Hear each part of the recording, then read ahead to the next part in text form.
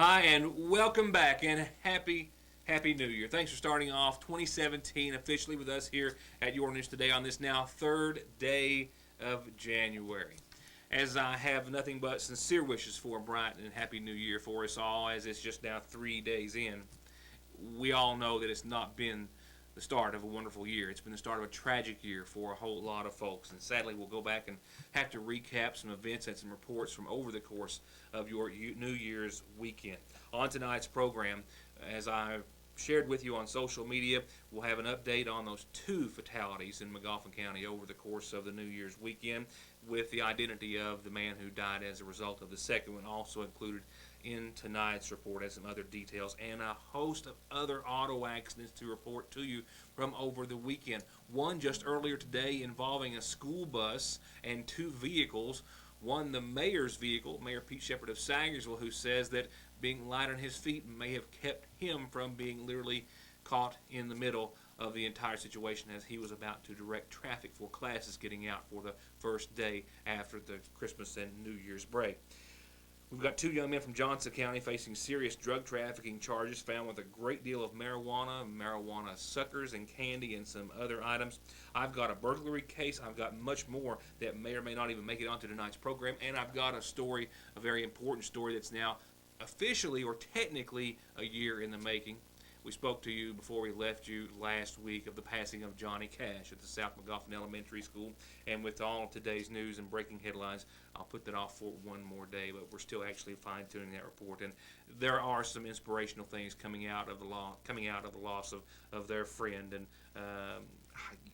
as I said earlier last week, a mascot and icon and so many other words you can use to describe their beloved pet. So indeed, we're starting off on what is a busy note already. With all of that said and out of the way, by the way, we're talking about a major weather change, a cold front that's going to give us a chance for some snowfall, definitely some colder air. The 60s couldn't stay. I had a 72-degree temperature yesterday while I was out. It was the warmest year ever recorded in Jackson at the National Weather Service. My friends there also tell me it was the fourth warmest in London, the sixth and seventh wettest years on record, respectively, for Jackson and London as well. And we're, of course, going to start 2017 off on a wild ride weather-wise. The cold front that's going to change over some precipitation, another round of precipitation, possibly into some snowfall. We'll talk about that in much more detail because, indeed, it does certainly deserve our attention this evening. We'll go ahead and pick it up tonight, first and foremost, with two traffic fatalities on the Mountain Parkway. Just heartbreaking to think about at any time, but the eerie similarities between the crashes, their timing, and so much more just makes it for a very tragic situation, even more so possibly if it could be than at any other time. Two deaths and two nearly identical crashes on an already known to be dangerous section of the Mountain Parkway. In these two cases, like most others, drivers traveling at too great of a speed for the road or conditions is at least one, if not the contributing factor. Two separate crashes in less than 2 full days. Two drivers, both wearing their seatbelts, both died as a result of a collision between their vehicle after they lost control on the Mountain Parkway in the exact same spot over the course of the holiday weekend. In response to the weekend crashes, the state has installed a large caution sign or warning sign in this area, warning motorists, particularly headed west as it appears to be coming into this small S-curve portion of the Mountain Parkway, to stop and slow down. In addition, local and state law enforcement have also agreed to step up patrol and radar and monitor this area very closely for as long and as much as possible. It follows the death of two people who were traveling the Mountain Parkway over the course of the New Year's holiday weekend, detailed in part in this report that I shared on social media on Sunday. There's a phrase, an accident waiting to happen, which is how some people are feeling after so many accidents in one exact spot of the Mountain Parkway in McGoffin County have now been followed by two deaths in two separate crashes in less than 2 days, only feet apart, and tragically similar in other ways as well. Been known that something was going to happen in the last year and a half. We've had wrecks there, and in fact, summer before last, like in a stretch of about 3 weeks, we had 7 or 8 accidents right there on the bridge. We call it mile marker 66. Saturday afternoon, around 5 o'clock, a 2-car crash on the Mountain Parkway between the 66 and 67 mile marker. A white Nissan Sentra traveling west, the driver of which, the only occupant in the vehicle, lost control on the wet Mountain Parkway. The vehicle spun and did a 180 and was stopped or nearly stopped in the Mountain Parkway in the opposite lane of travel in front of a Chevrolet pickup truck driven by a Johnson County man. In the white passenger car, 32-year-old Sarah Dawn Berry of Harrodsburg is believed to have died on impact. We also believe, after speaking to family members, that she had dropped her mother off in Pikeville and was returning home. The Johnson County man in the pickup truck and at least one family member with him were taken by ambulance to the hospital for serious, but we believe, non-life-threatening injuries. Then, almost exactly 36 hours later, at approximately 5 a.m. on the morning of January the 2nd, local authorities, as well as the state police, got a call about a 2-vehicle crash, again on the Mountain Parkway. The point of impact determined to be 40 feet apart from the first accident that I just showed you. Also, in this particular case, a passenger car, the operator of which, wearing his seatbelt, lost control. The vehicle went into a slide, this time coming into the path of an oncoming pickup truck, and the two collided in a T-bone fashion, if you will, the impact with the front of the truck and the driver's side of the car. It's believed that the male died upon impact, the driver of the truck taken to the Morgan County ARH Medical Center just as a precaution. In an official press release from the Kentucky State Police and Post 9, they say that their investigation thus far has determined that Thomas Clausen was traveling westbound before he lost control of his vehicle and then it traveled over into the oncoming lane. We also know that Clausen was identified as being 57 years of age and from Lebanon, Ohio. Clausen was the only occupant in his vehicle. The driver of the truck, a man from West Liberty, the only occupant in his. With both accidents still under investigation by the Kentucky State Police, and Magoffin County Coroner Mark Jenkins, who pronounced both victims at both accident scenes dead on his arrival. On the subject of traffic fatalities in Kentucky as a whole, those numbers have not been good now for the past few years. If you back up, there's been an increase. In 2013, 638 lives lost on Kentucky's roads, 665 in 2014, and more than 800 lives lost in 2016. The final number's not in as of yet, but obviously a significant increase starting from 2013 all the way working up to 2016 just last year. We'll talk more about that on a later date, and we'll also talk about it on a local level as well. Magoffin County Coroner Mark Jenkins, I asked him to get us some numbers as to the exact number of traffic fatalities in Magoffin County and on the Parkway for the last couple of years, and we'll be taking a closer look at that in the coming days. More auto accidents, more breaking headlines to report right after this.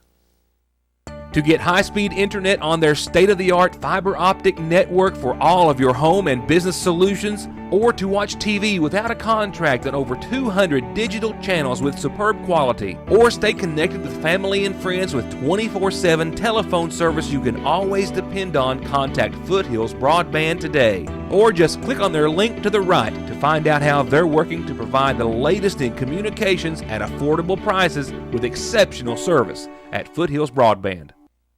Rescue and EMS personnel had a busy holiday weekend, as evident by the following footage and pictures.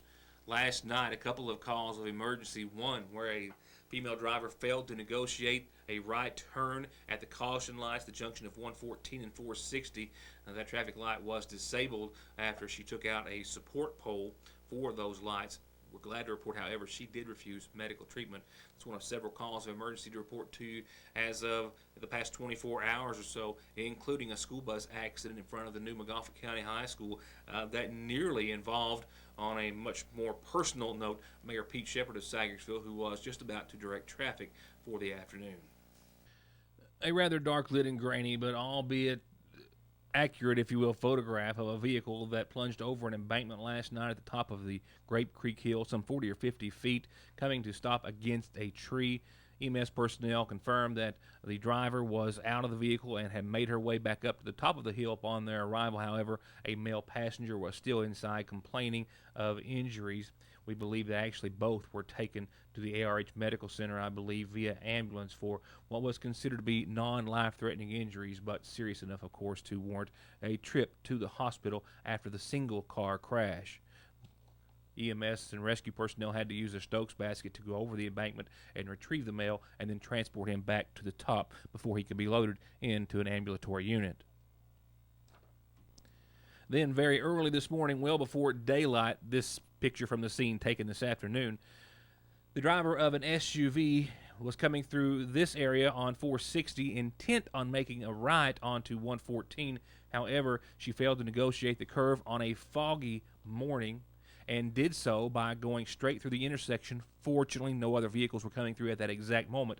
However, the vehicle she was traveling plowed right into a utility pole, a support pole for the caution lights there at the intersection, and then it was described to me as the base of the pole that was still in the ground. Basically, the vehicle went over that and it just catapulted her SUV, a large Chevy Tahoe, onto the embankment several feet up on the embankment.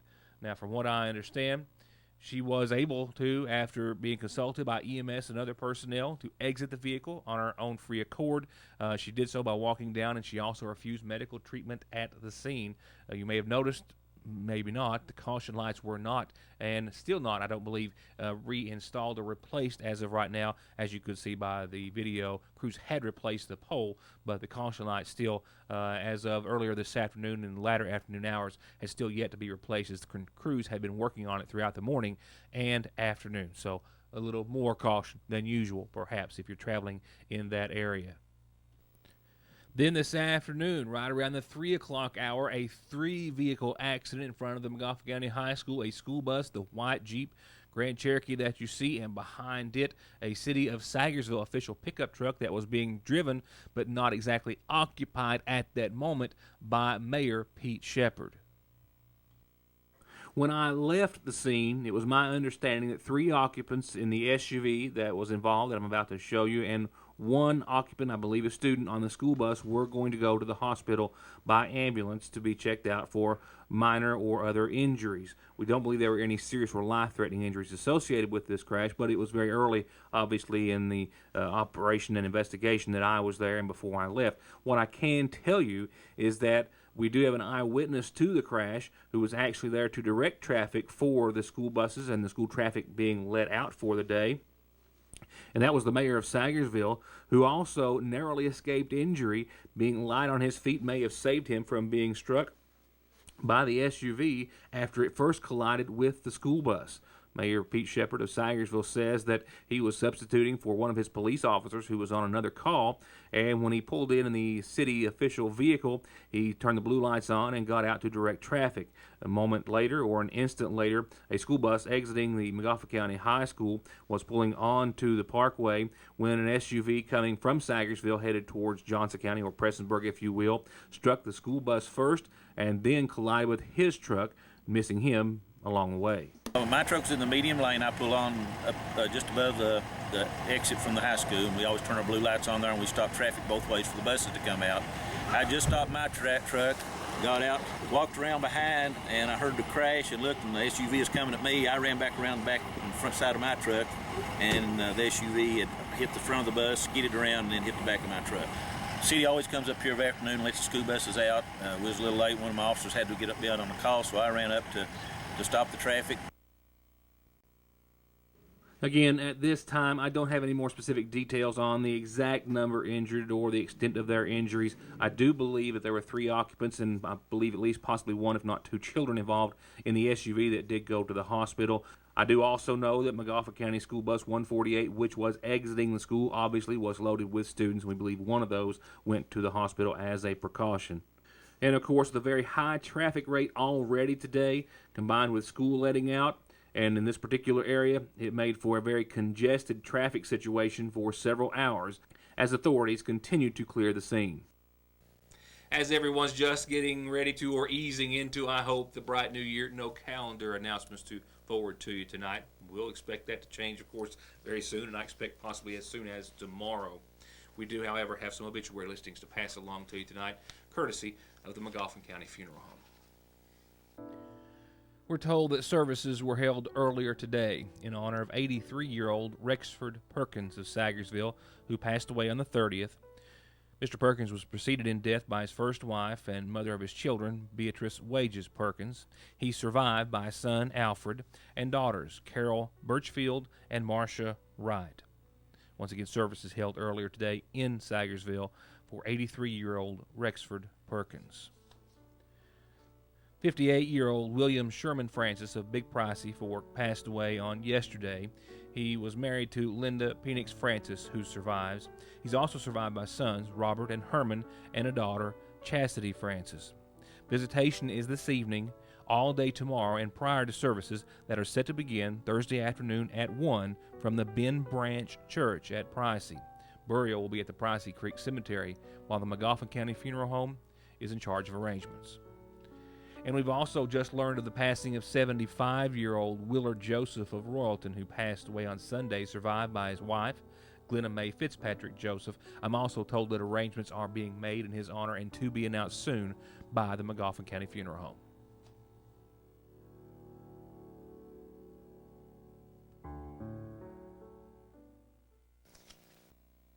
Conducting the traffic stop, Officer Jeremiah Watson with the Sagersville City Police and Officer Dustin Thompson with the Kentucky State Police. With Thompson noting in his arrest citations that a vehicle pulled up to the designated traffic stop, that vehicle driven by 20-year-old Joshua P. Gound of Johnson County. Trooper Thompson notes in his citation that he immediately observed what appeared to be a strong odor of marijuana coming from inside the car, and that he made contact with the driver and noticed that he appeared to be very nervous and that he wouldn't make eye contact with either of the officers. He also observed Gound's pupils to be very large and bloodshot. And when he asked Gound if there was any marijuana in the vehicle, he also asked him to reach what appeared to be some marijuana to the officer as he saw it or witnessed it lying in plain view on the console. Gound also gave the officer a small clear plastic bag containing more what he said was marijuana, and at that time, police asked Gound to get out of the car.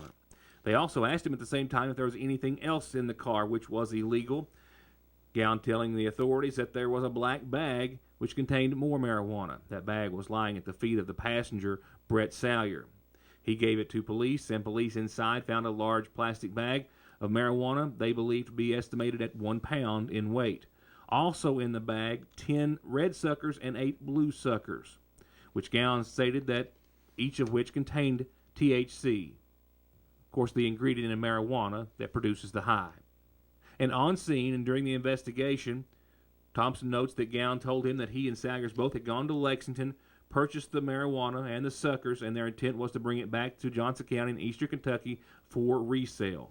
And Gound also told police that he had in his possession a black wallet in the vehicle that contained about $240, which was earned from the sale of marijuana at that point.